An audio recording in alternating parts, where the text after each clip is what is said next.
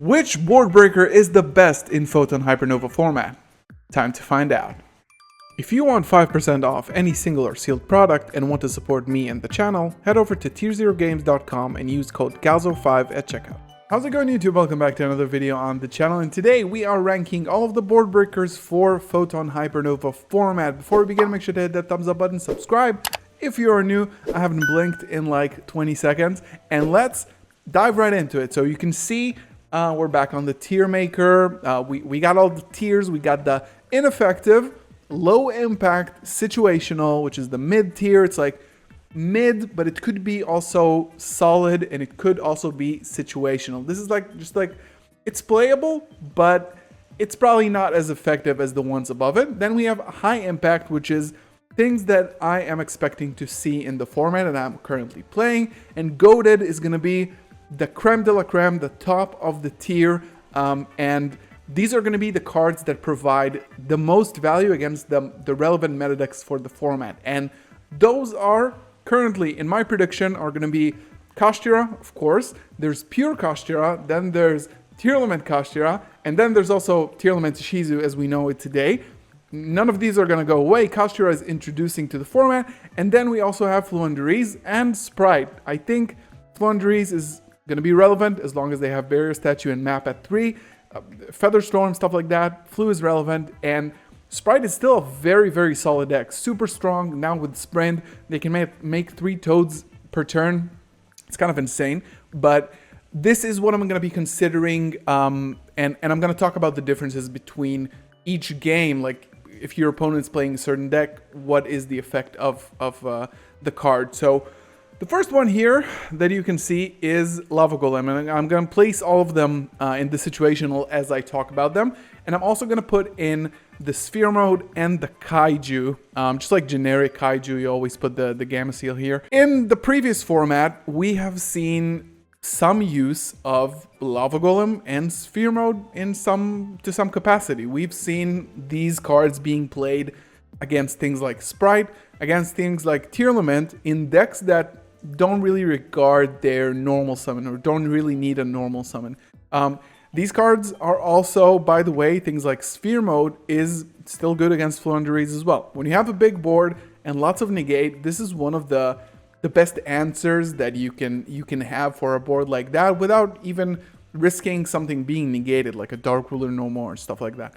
So I think based off of the games that I've seen, Kashtira, for example, don't need their normal summon at all.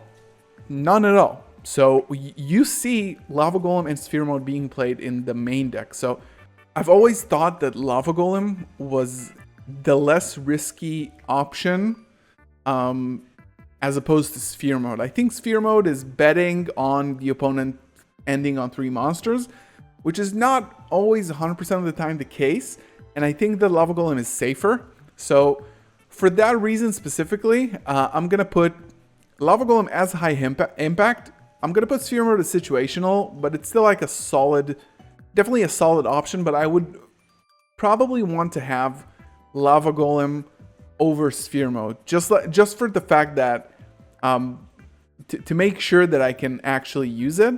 And Kaiju, I'm just going to do like this. I think Kaiju is like good spot removal, and it will be important for the next format, but I think that it doesn't provide enough value. And for that reason alone, I think that it's going to end up on the low impact just because there are other options that can clear bigger boards than a Kaiju. We have Dark Hole next, and I'm going to put Dark Hole, Lightning Storm, and where did it go? Raigeki. I'm going to put all of them and talk about all of these at the same time. So we've seen Dark Hole being played when Mystic Mine was around. It was also an option to answer to things like Fluenderies. It is still good. The problem is when it comes to boards with negation and boards that are Tearlaments. Tearlaments obviously benefit from being destroyed. It's pretty much the same as Raigeki at this point because we don't have the tech option for Mystic Mine anymore. Like Dark Hole was an out to Mystic Mine for a long time. We do have Ibli, Nightmare Corruptor Ibli that Kashtira players are playing, and this could be an out to that, but I think that overall, there's not a lot of difference currently between the two, except for like things that lock you out, similar to Ibli or branded, stuff like that. That's the main difference. Lightning Storm, on the other hand, deals with back row as well, and also attack position monsters. So against things like Kashtira, and it's obviously good against Flu. None of these board breakers really do anything against Sprite as long as they have, you know, an Omni Negate on the field. And Lightning Storm also deals with back row, which isn't that prominent, I would say. Maybe a little bit in tier, but not in the other decks. Which is why I think that I'm gonna keep all of them in situational. To be honest, they are solid. All of them are solid, and situational for me means depending on what deck you're going to against. The big upside, and we're gonna get to that, is a card called Triple Tactics Tasking, which we'll get to at the end. This is gonna be the last one because I really want to spend some time talking about it. It can search all of these, which makes them pretty good one-offs in your deck because now they're all searchable. So this is why I'm keeping it at solid, because none of them do as much against, it's not like super impactful against, like, you know, the other decks. Then we have Dark Ruler No More, which I think is going to be high impact, and I think it's going to be over, it's going to be above Lava Golem here. And I think that Dark Ruler, it doesn't deal with tier specifically, but it does deal with everything else. It's a really good, very powerful card that you can't negate with monster effects. And I think for that fact, and especially if you're thinking about, I'm thinking a lot about Kashtira in this tier list because it's a looming threat that is going to be very viable. It doesn't, granted, it doesn't do a lot against tier limits because they do play through back row, hand traps, shufflers, stuff like that. It doesn't do that much, but other than that, every other matchup that you're going to have is pretty much, it's going to be high impact. It's going to be live, and it's going to buy you, you know, 3 or 4 activations, or maybe 2 or 3 activations that you could have activated and couldn't because of negates on the field. So I think Dark Ruler is definitely high impact. And if we're dealing with negation, we're talking about Forbidden Droplet right now. And I think that Forbidden Droplet is going to be situational for me. It's going to be at the top of situational. And the only reason is Kashtira Arise Heart. Arise Heart is a huge boss monster. If you don't know what it does, it has a lot of different effects. But the main effect is that it's a shifter with legs. And the reason why Droplet is becoming situational in this format is because if you're going up against Kashtira Arise Heart, you can't activate Forbidden Droplet because you have to send your cards as cost to the graveyard. And this is why it's like a very solid card, but it's going to be situational because you don't want to main this and play against Kashtira and, you know, get shifted or something like that, and this card becomes dead in your hand. And I think that's a fair analysis. I think it's good against Flu. It's good against Sprite. It should be solid against Tier, especially if you are playing the mirror match. And, you know, it's very good against Dweller. But for the sole reason that you will encounter boards that you can use the graveyard in, it's going to be solid. Talent is just going to be straight to goated. This card has 3 really good effects. Really good effects. It can rip a card off your opponent's hand. It can draw 2 cards. And it's going to be live a lot of the time. And the fact that it is searchable as a one-off in your deck with Triple Tactics Tasking, and we're going to get to that, just makes it an insane board breaker. It can break a board, it can plus your hand, it can rip a card if you're going first. I think this card is super impactful, and I'm expecting it to see it like in the previous format in every deck. I don't think I need to elaborate a lot about that. Slayer has seen its ups and downs. It's mainly been played in Fluenderies, but unfortunately, as much as I like to see this card succeed, it is going to be just above the Kaiju in the low impact for the same reason that Droplet is there. It's because you need to send your cards to the graveyard, and sometimes you won't be able to because it's going to be very, very prominent. It's the perfect anti-tier strategy. People are going to be on it, and you're not going to be able to resolve this card. I'm not going to talk too much about it. It doesn't break. We haven't seen it being played, unfortunately, and I don't think it will continue to be played. And the next one is going to be evenly matched, which I think is goated. I think that with Kashtira tier limits mixing together, and with Kashtira specifically, this card becomes very impactful. If they don't play the Brave engine, and we haven't really seen any builds currently. We've only seen like one top, I think it was today or yesterday, with Pak topping Grim Yu-Gi-Oh's event, which was a pretty small event, but he topped it with tier Kashtira. They might not end on searching for the Omni Negate. And for that reason, and against everything else, it's just so powerful. It's even powerful to bait like a sphere mode on Fluenderies. It's really, really impactful. And the fact that it can be negated, definitely, don't get me wrong. You know, if a board has negates, they can negate it. But it's such an equalizer of a card. And I think that the format we're going into, it's still going to be impactful. It could be like up here, right? But again, this card is searchable by triple tactics tasking. So I had a game the other day, I searched this card after baiting all the negates, searched the card, evenly the board, they left the token on board, and it's just game from there. I think Pankrotop is like low situational. Again, the graveyard stuff needs to tribute itself, but it's a good one for one.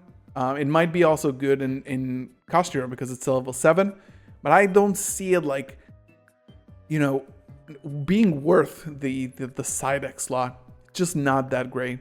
Fenrir is kind of unique right now because it has been on the board breaker list previously, but now it's an engine card. It has been like a 3-of in a lot of decks, and it's a main searcher for the deck, but it's also very good like as just like a 3-of that you play in your deck in order to help you break boards. Summon it, start comboing, and if your opponent reacts, they will, you know, get punished for it. So I think this slot right here, because it's in a weird position of being a board breaker and an engine card to a top tier deck, it's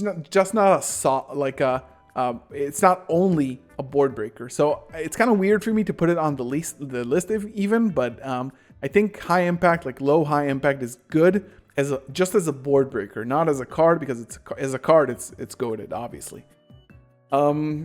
Super Poly, I think it's gonna be in goated. I absolutely love this card in this format. It hits. I mean, we have Garura now, and it's just insane. Like, it's such a powerful card that you can't ignore it. Like, it's hard for people to play around it sometimes during your combo. You can't really play around it. And also, people sometimes are not considering their opponent playing it. So, it hits Kashtira, by the way, if you're playing Mud Dragon. They end on 2 darks. And I think it's just like, it's always going to be goated as a board breaker. Now that we have Garura, it's just like next level stuff. So I think I'm going to put it low goated. And yeah, let's talk about the takers here. These two are going to be up here. They're going to be, I think they're going to be right here. And Econ is going to be probably like high-low impact. And I'll explain, of course. These two, I consider them being the same thing. If you are playing against Kashtira, it's super impactful because you can just take their, you know, their Rise Heart or their Shangri-La and just play your game without worrying. Change of Heart and Mind Control do that really well. The problem with these two, and that's why they're kind of low high impact, or maybe they should be like here, or maybe here, is Sprite Elf. Sprite Elf is the main problem for these two because tier boards can end on Sprite Elf targeting the 2 important monsters on the field. Sprite, of course, ends on it every time. So that's why they're not going to be live as much, but since they're one-offs, and again, searchable by triple tactics, we're going to get to that. It's going to be situational at times, but as a card, the fact that it just takes is really, really impactful in the next format, because if you're not playing under Elf, then it takes the main combo piece in the board and just, you know, lets you play. Econ is a bit different because Econ is not even a going second card a lot of the time. It is definitely a going second card. Sorry, I don't know why I said that, but you can't really run it in a lot of decks. It does the same thing, but you want to get the value off of the fact that you tribute, right? You don't want to summon a monster like Fenrir, then tribute it and take a monster. Like, you know, you obviously can do that, but you want this card to help you dodge cards. So it's very good with like Beaver. So maybe it's going to be like here, I think. I think it's going to be here. Maybe not low impact, but I think it's going to be here. Kaiju, I think no one's going to play that. You know, Kashtira has destruction protection. Tear, you don't want to destroy Tears. It's special summon, so it's not good against Flu. That's about it, I think. I think this is one of the biggest conversation points of the coming format. I think Kurikara is now like spiking in price. You're not on it, get on it. Pox list, play 3. It's good against Kashtira. However, I am thinking that if people start playing this card, then people are going to start playing around it. And once you play around it, it's useless. Against Kashtira, if you even breathe going second, you're locked out of 5 zones and this card becomes ineffective, dead in your hand. So even though it's a very good card, and I think, and I'm pretty sure that it's going to see play in the next format, I'm going to put it at the top of situational just to see how the format evolves. And it really, really depends on whether this card is like very heavily played to the point where people know to play around it, or where it's not played enough that you can tech it in as a spice and surprise people. Then it goes up. Then it actually becomes high impact. So definitely depends on that. Chalice is like, you know, there's a lot more like better options. Alpha, it's probably going to be right here. Not every deck can play this. You know, the Earth strategies can play this really well, but again, I don't think it's worth it. I don't think it's worth running. That's why it's going to be low impact. It's not that great. And then we're going to have these two, which are the main going second cards we're expecting to see in the next format. And if you don't know what these cards do, if you don't know what these cards do, Swords of Concealing Light flips all of your opponent's monsters to face down. It's a continuous. I'm not sure if it's a continuous or a normal, but it stays on the field, similar to Swords of Revealing Light. I think it's a continuous. Then we have Book of Eclipse, which it's a quick play, so you can play it, you know, in your draw phase, and it also flips all of the monsters your opponent controls to face down.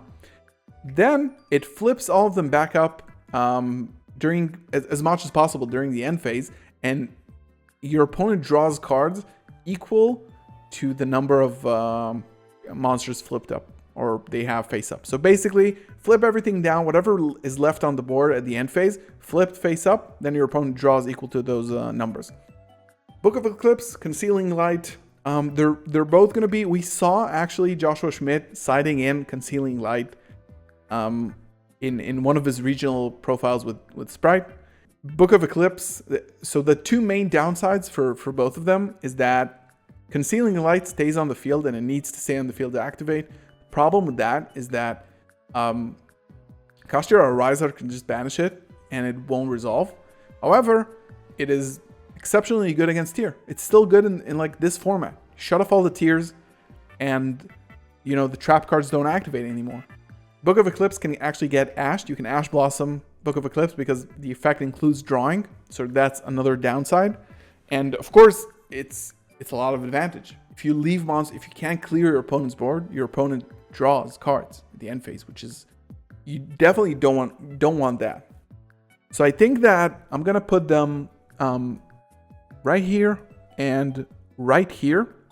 Concealing Light is gonna be here because it stays on the field and because of Kashtira Rise Hard and the fact that it can banish cards from the field.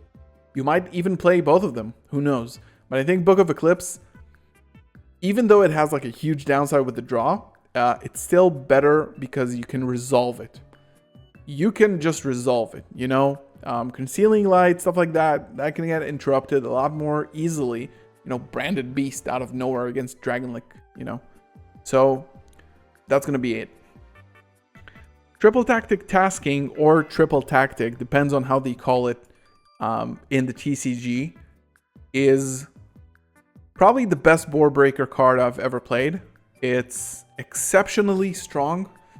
This card says if you don't know, it's a normal spell. If your opponent activated an effect, a monster effect this turn, not during the main phase, this turn, you can set a normal spell or trap directly from your deck to the field. And if your opponent controls a monster, you just add it to your hand. So things I've searched with this card recently, a lot of them are here. The classics are Triple Tactics Talent, Dark Ruler No More. You can search for Evenly Matched. If your opponent controls a monster, just grab it to the hand evenly, their board. These two, to take a monster. These three are normal spells. And it's not limited to board breakers. That's the funny part. Because this card can search your engine card, like Branded Fusion. This card searches Branded Fusion. It's a normal spell card. If your opponent controls a monster, just add it to your hand.